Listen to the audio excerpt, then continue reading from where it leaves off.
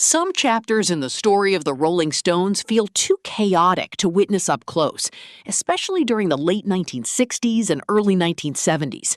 Yet one moment stands out as strangely fascinating, not because of the band's presence, but because of their absence.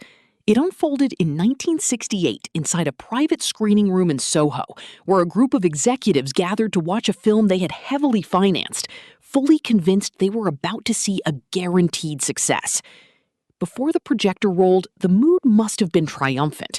Well-dressed men, confident in their investment, likely imagined a hit that would echo the lighthearted charm of a hard day's night, only this time starring the Rolling Stones. They probably expected something playful and accessible, a film filled with humor, mischief, and just enough edge to reflect the band's rebellious image while still appealing to a wide audience. Then the film began. What appeared on screen shattered every expectation. Instead of a breezy pop adventure, the audience faced something far darker and more unsettling.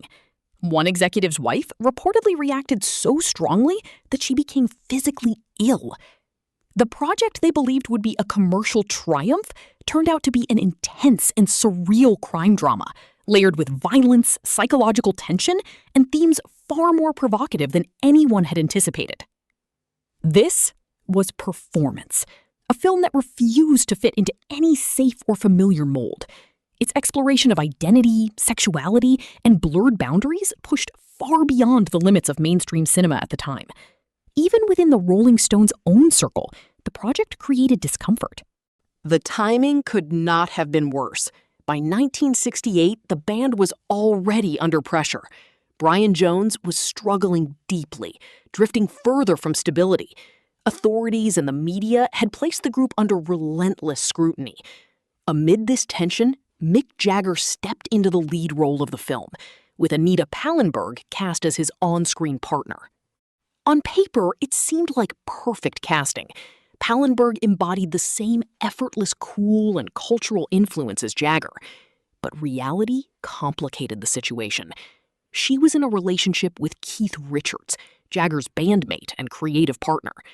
As filming progressed, reports of increasingly intimate scenes between Jagger and Pallenberg created a strain that extended beyond the set. Richards often stayed nearby during production, keeping his distance, yet clearly affected. The tension disrupted more than personal relationships. It also weakened the band's creative collaboration at a critical moment. Communication between Jagger and Richards became limited, and as a result, the idea of a full soundtrack album faded. Only one original track emerged from the project, yet it captured a glimpse of what might have been. Memo from Turner carried the sharp, distinctive energy that defined the band at their peak. Initially, the film was set aside, deemed too controversial for release. But by 1970, cultural attitudes had shifted enough to allow it into the public eye. While it did not achieve immediate commercial success, its reputation grew steadily over time.